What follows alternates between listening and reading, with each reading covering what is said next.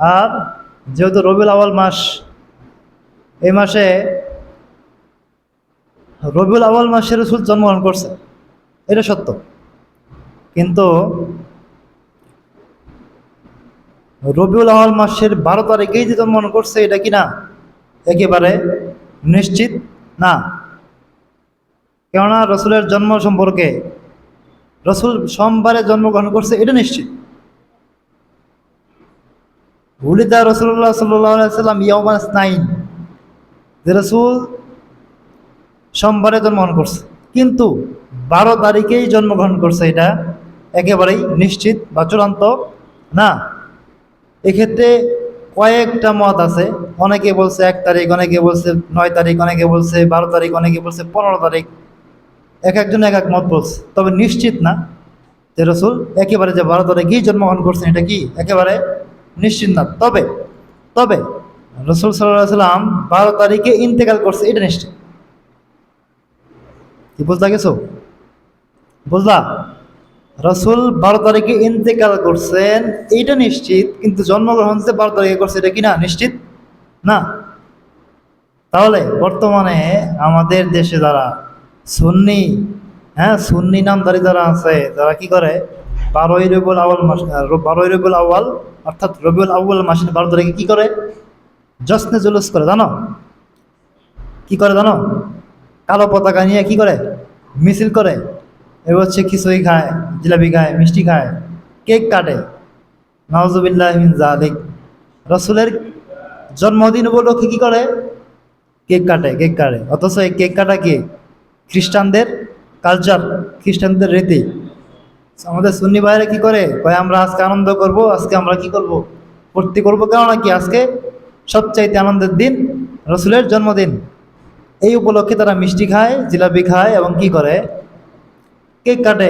অথচ রসুল তার জীবদ্দশায় সারা জীবন ইন্তেকালের আগ পর্যন্ত রসুল সোমবার তার জন্ম দিবস উপলক্ষে উনি কি করেছেন, জন্মবার উপলক্ষে উনি কি করেছেন, রোজা রেখেছেন। উনি কি করে নাই, যার জন্মবার তিনি রোজা রাখছেন, আর তিনি রোজা রেখে আমল শিখাই গেছে। আর আমরা কি করতেছি, জিলাপি আর মিষ্টি খায়া মিছিল করতেছি। তে হইল এটা কিছু? এটা কিছু হইল না, এটা করা যাবে না। রসুল তার জন্ম বারে রোজা রাখতেন, মানে প্রত্যেক সোমবার। কিবার? রসুল প্রত্যেক সোমবার এবং বৃহস্পতিবার। কিবার? রসুল প্রত্যেক সোমবার এবং বৃহস্পতিবার ইন্তেকালের আগ পর্যন্ত রোজা রাখছেন। জিজ্ঞেস করা হয়েছিল, রসুল আপনি সোমবারে কেন রোজা রাখেন? রসুল জবাব দিছে, আমি সোমবারে এই জন্য রোজা রাখি কারণ আমার এই দিন আমি দুনিয়াতে এসেছি। এবং বৃহস্পতিবারে কেন রোজা রাখেন? রসুল জবাব দিয়েছেন যে আমি বৃহস্পতিবার রোজা রাখি কেননা বৃহস্পতিবারে বান্দার সমস্ত আমল বৃহস্পতিবার রাত্রিতে আল্লাহর কাছে পেশ করা হয়। আমি এই জন্য বৃহস্পতিবার রোজা রাখি যে যেন আমার আমল আল্লাহর কাছে রোজা রাখা অবস্থায় কি করা হয়, পেশ করা হয়। তো রসুল আমল দিয়ে গেলেন রোজা রাখতে, রসুল আমল শিখাই গেলেন রোজা রাখতে। কিন্তু আমরা যারা জিলাপি মিষ্টি খাইয়া রসুলের জন্মদিন পালন করতেছে, এটা কি রসুলের তরিকার পন্থী হইল নাকি তরিকার পরিপন্থী হইল? বিপরীত হয়ে গেল না? আমাদের দেশের মুসলমান ভাইয়েরা সুন্নি যারা আছে তারা এই কাজটা করে থাকে। মূলত এটা কি বেদাত, এটা কি বলা হয়? তারা বলবে কি জানো, শোনো জেনে নাও, তারা বলবে রসুলের মোহাব্বত খুঁজতে আমরা কোনো দলিল খুঁজি না। কি খুঁজি না? আপনারা যেরকম দলিল খোঁজেন, রসুল এদিন আসলো এদিন আসলো না এই জন্য আমরা আনন্দ করি না, আমরা রসুলের ভালোবাসা কোনো দলিল হয় না। কি হয় না?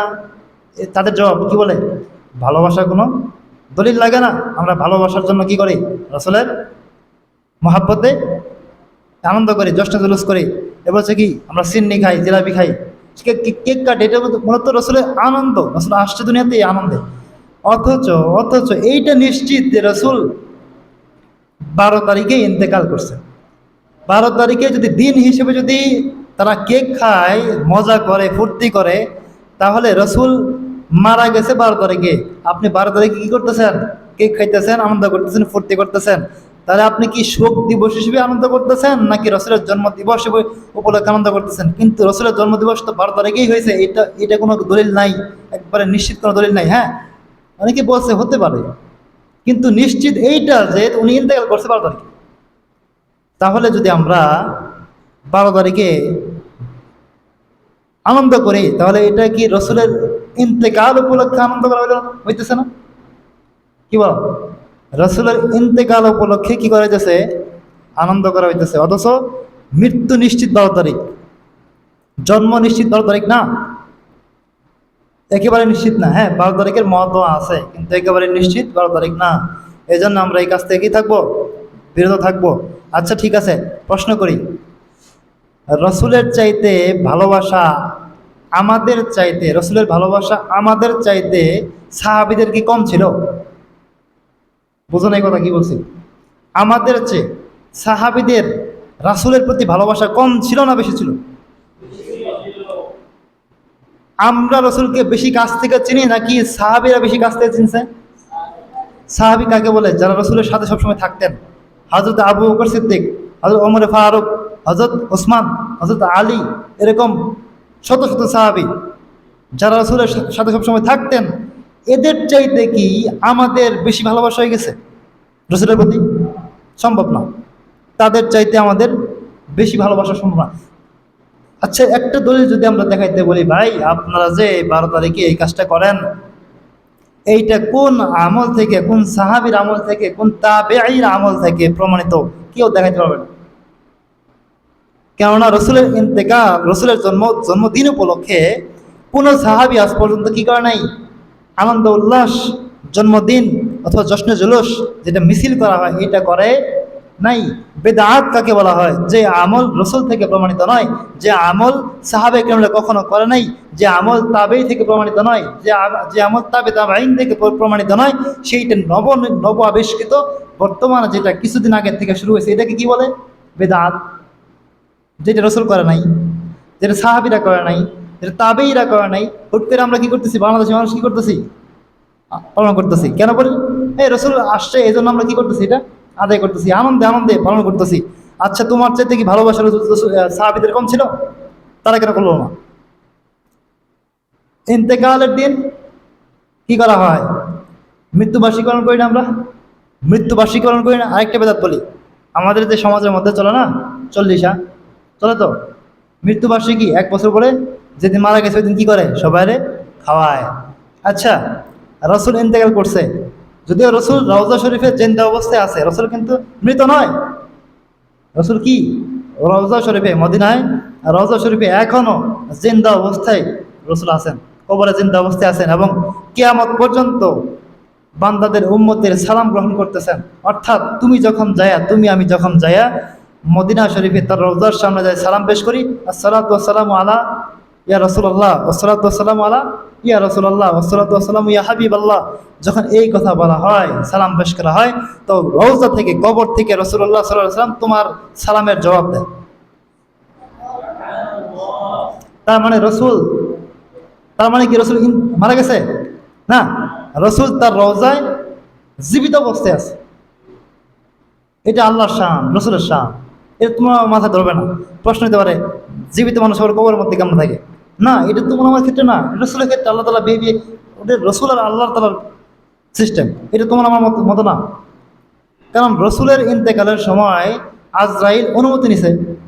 কি নিছে? অনুমতি নিছে। আমাদের ক্ষেত্রে আজরাইল অনুমতি নেবে? আসসালামু আলাইকুম বড় ভাই, আপনারে নিয়ে যাবো, আসমো, আজরাইলকে এসে বলবো, হ্যাঁ বড় ভাই আন জায়গা, বলবো এটা? কিন্তু রসুলের ক্ষেত্রে কি করছে আজরাইল? রসুলের ইন্তেকালের আগে, শোনো রসুলের সিরাত শোনো, রসুলের ইন্তেকালের কিছুদিন আগে রসুল প্রচণ্ড অসুস্থ, অনেক জ্বর, রসুল কিন্তু জ্বরে ইন্তেকাল করছে। ইন্তেকাল করছে কিসে? জ্বরে। মৃত্যুর আগে ওনার প্রচুর জ্বর ছিল। শেষ কিছুদিন জিব্রাইল আলাইহিস সালাম রসুলের দরজায় অনেকবার আসছে, কয়েকবার আসছে। একদিন এসে বলতেছে, রসুল আপনি কেমন আছেন, শারীরিক অবস্থা কি আপনার? ইন্তেকালের আগে বলতেছে। তো জিব্রাইল আলাইহিস সালাম কয়েক হাজার বার ওই দরজা দিয়ে আসছেন, রসুলের কাছে আসছেন। ওইটাকে বলা হয় বাবে জিব্রাইল। কি বলা হয়? বাবে জিব্রাইল মানে কি? জিব্রাইলের দরজা, মানে ওই দরজা দিয়ে জিব্রাইল রসুলের কাছে কয়েক হাজার বার আসছে। ওহি নিয়ে আসছে, এই জন্য আসছে, আল্লাহ পাঠাইছেন, আসছেন। তো এটাকে বলা হয় বাবে জিব্রাইল। এখনো মদিনায় এখনো এই দরজাটা বাবে জিব্রাইল নামেই লেখা আছে। ইন্তেকালের আগ মুহূর্তে জিব্রাইল এসে বলতেছে, রসুল কেমন আছেন? আল্লাহ রসুল বলতেছেন, জিব্রাইল আমি তো ভালো নাই, আমি শারীরিকভাবে খুব অসুস্থ, আমার ভালো লাগে না। জিব্রাইল চলে গেছে। পরের দিন আবার আসছে, আল্লাহ রসুল কেমন আছেন? যদি আল্লাহ জানেন, আল্লাহ আল্লাহ আপনার খবর নিতে পাঠাইছেন, কেমন আছেন আপনি? রসুল বলতেছে, জিব্রাইল আমার অবস্থা খুব ভালো না, অসুস্থ লাগে আমার। জিব্রাইল চলে গেছেন। পরের দিন আবার আসছেন, রসুল কেমন আছেন? আল্লাহ পাঠাইছেন, যদি আল্লাহ জানেন তাও আল্লাহ পাঠাইছেন, কেমন আছেন আপনি? আপনার শারীরিক অবস্থা কেমন? রসুল বলতেছে, জিব্রাইল আমার অবস্থা আরও খারাপ হয়ে গেছে, আমি বেশি ভালো নাই।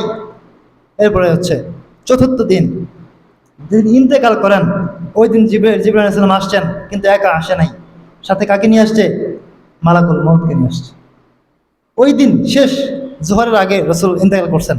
ফজরের নামাজ তার জীবনের শেষ দৃশ্য ছিল, রসুল শেষ ফজরের নামাজ। ওই দিন রসুল এত অসুস্থ যে তাকে উঠাইতে দুইজন লাগতো, উনি একে একে উঠতে পারতেন না, বিছানায় পড়ে গেছেন জ্বরে।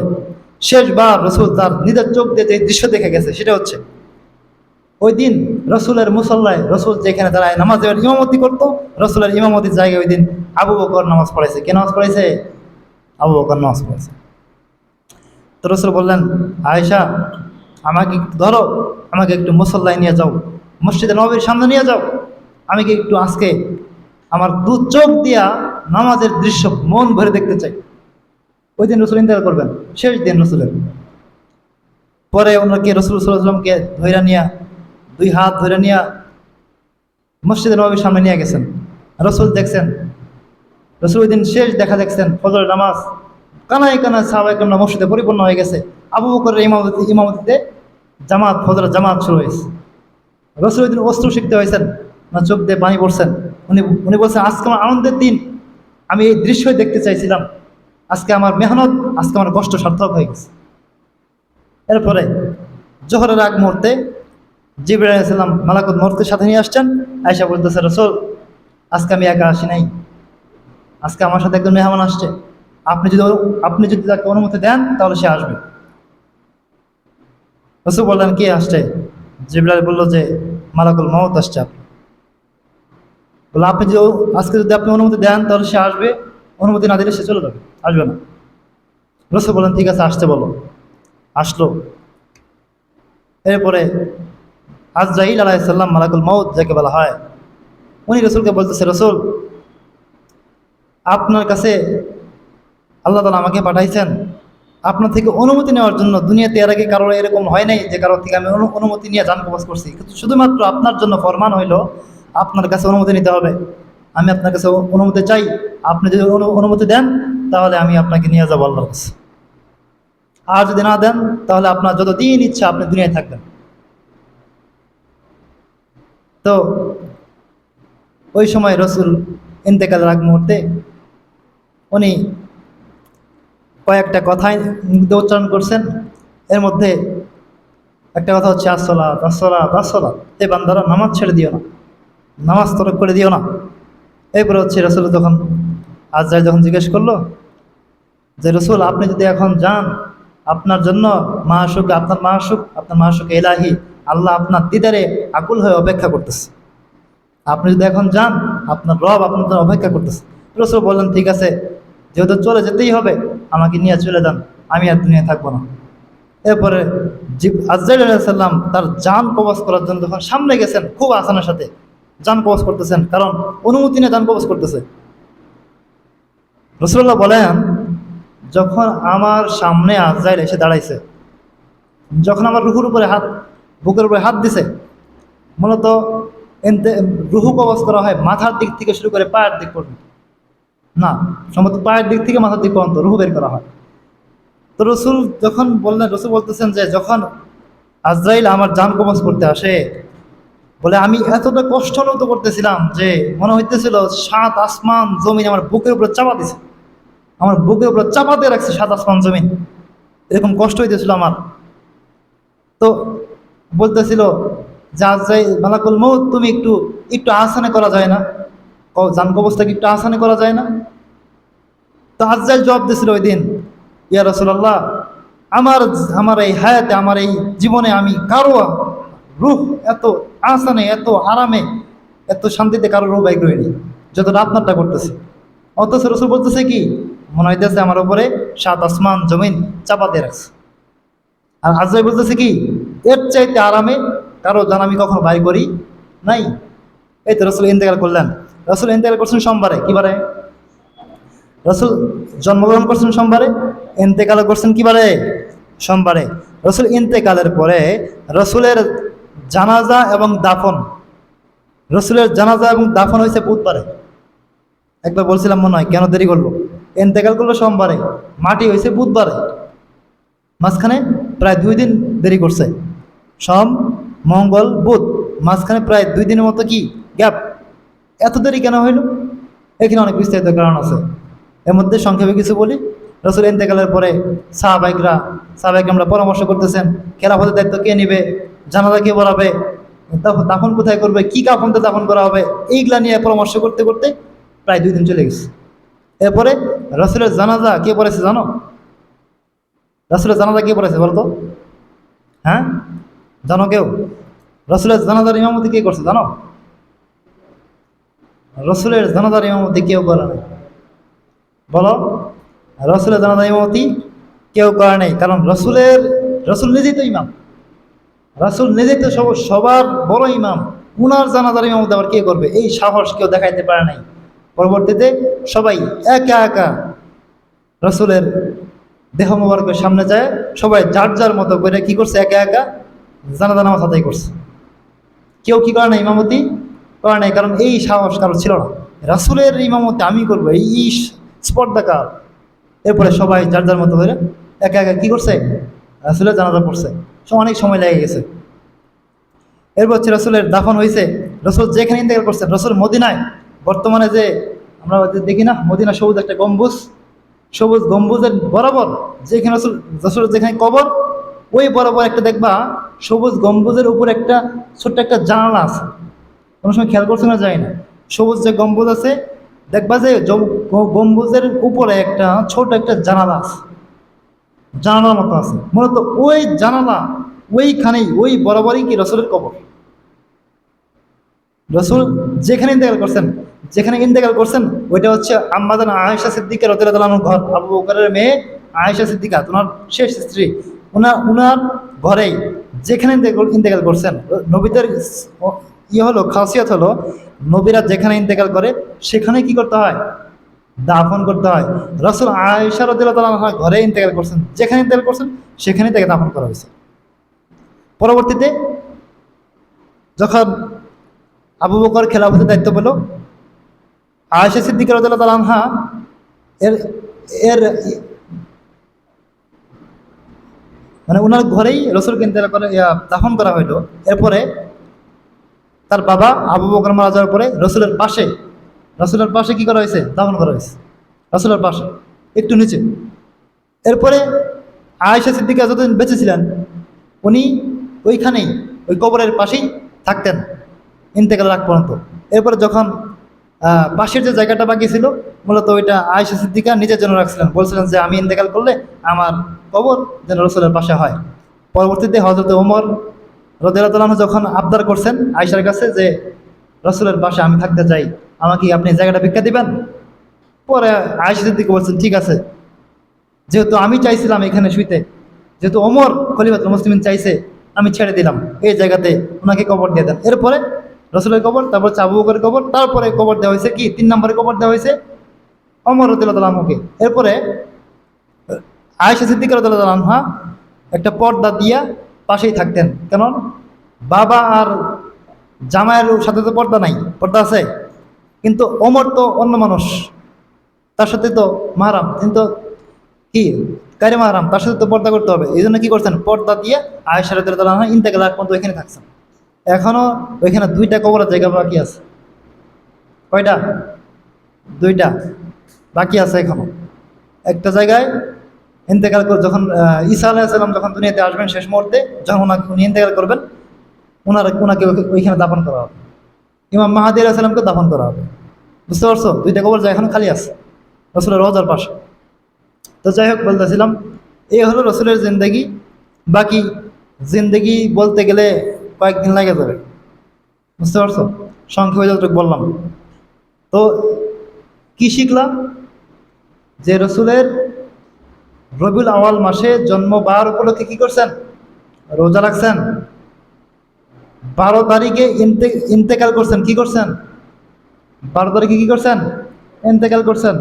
সোমবারে ইন্তেকাল করছেন। কিন্তু জন্ম তারিখ 12 তারিখ, এটা নিশ্চিত না? এটা নিশ্চিত না।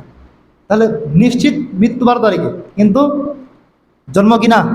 নিশ্চিত না। যাই হোক, এ হলো রসুলের সংক্ষিপ্ত কিছু কথা। তবে আমরা একদম করা যেতে পারে, 12ই রবিউল আওয়ালে যদি তোমরা চাও, একটা কুইজ প্রতিযোগিতা করা যেতে পারে। কুইজ, কুইজ মানে কি? রসুলের জীবন সম্পর্কে প্রশ্ন। রসুল মক্কায় কখন ছিলেন, মদিনায় কখন ছিলেন, নবুয়ত কখন পাইছেন, প্রথম ওহী কবে নাজিল হয়েছে, বুঝতে পারছো? এরকম প্রশ্ন আকারে 20-30টা প্রশ্ন, হ্যাঁ, নৈমিত্তিক, হ্যাঁ, দেওয়া যেতে পারে। কুইজ প্রতিযোগিতা আর কি, বুঝতে পারছো? যদি তোমরা আগ্রহী থাকো, আমরা একটা কি করতে পারি, ওই দিন, বিশেষ করে যেদিন রসুল ইন্তেকাল করছেন, ওই দিন আমরা একটা আয়োজন করলাম।